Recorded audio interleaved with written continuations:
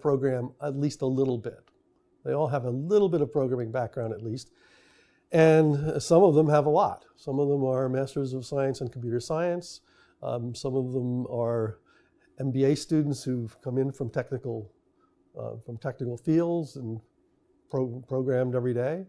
And others are ones who maybe took a programming course in college 4 or 5 years ago, but at least they can think computationally, and that which I think is the most important thing that they need. Data science and business analytics have become very hot subjects in the last 4 or 5 years. We have new tools, we have new approaches, and we have lots and lots of data that traditional techniques just couldn't really store and handle.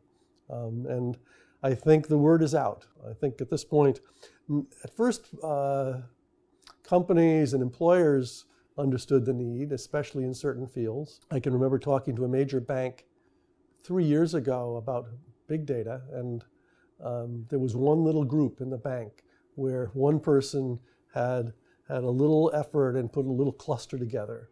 Now that same bank has 5 or 6 major big data clusters, and they're putting all of their credit card data in it, and they're grinding it upside down and sideways, using all sorts of data science kinds of techniques. 2 years ago, or was it last year, I think, our undergraduate dealing with data course had 28 students in it.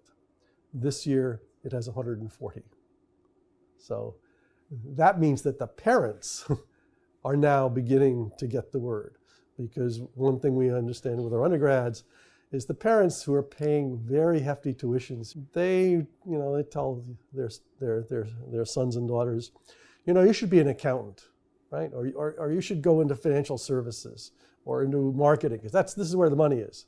Now they're getting the word that maybe you should take some more sort of STEM classes in high school and be ready to go into data science or go into fields where analytics is just playing more and more, has become more and more important. It depends on who you are. I have my own definition of big data.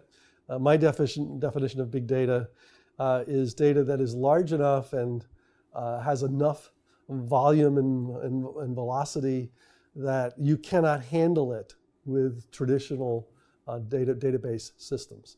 Some of our statisticians think big data is something you can't fit on a thumb drive. Big data, to me, it was started by Google.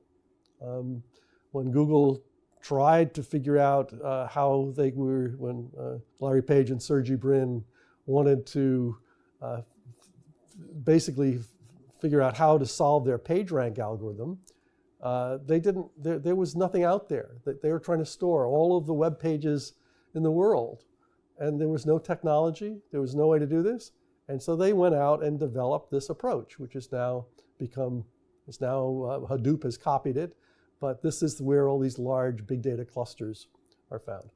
But big data has now also expanded into how do you analyze. There are new analytical techniques and statistical techniques for handling these really, really, really large data sets. We'll probably get to deep learning at some point along here, but